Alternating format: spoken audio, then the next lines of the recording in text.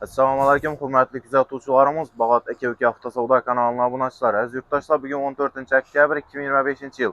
Azam bilan savdamız Nexia 3 avtomobilimiz oldu. 2018 yılda işləb çıxarılan 84 bin kilometr yürüb durardı maşınımız. Metan qaz, həm navrotları qılınğan təyyar avtomobilimizi özlərimizin elatdaşımız mübarək həbkəmizə 85 milyon son naqdla verdik.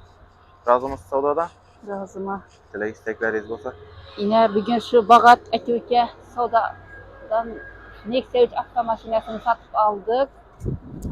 Özümüz ailelerden Xudayım işlerinizde ahmet, həmişə sağ ama yürüyəsizlər.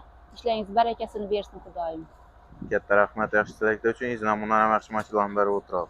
Dostlar, Xudayım. təmiz satılan maşınımız 2018 yılda işləb çıxarılan 84 bin kilometr yürütürən maşınımız metan Hemen qaz, üstüne pinoşit. həmən avrotları qılınğan ideal halətdəki maşınımızı özlərimizin elatdaşımız Bağatdan barəkət kəmizə verdik. Naqdla 85 milyon son oldu. Gəl övrəsdə dostlar, şimdi izolsiyon alada maşınlar köp, BMA gəlib oradan gəliş sola qılıb gidə övrəsdə. Sizlərdən şimdi satıladan maşınlarınız olsa BMA kesə izah olur, gəlsək. Naxalamız gəliş nəsə satış variantları var, gəl övrəsdə kütəmiz.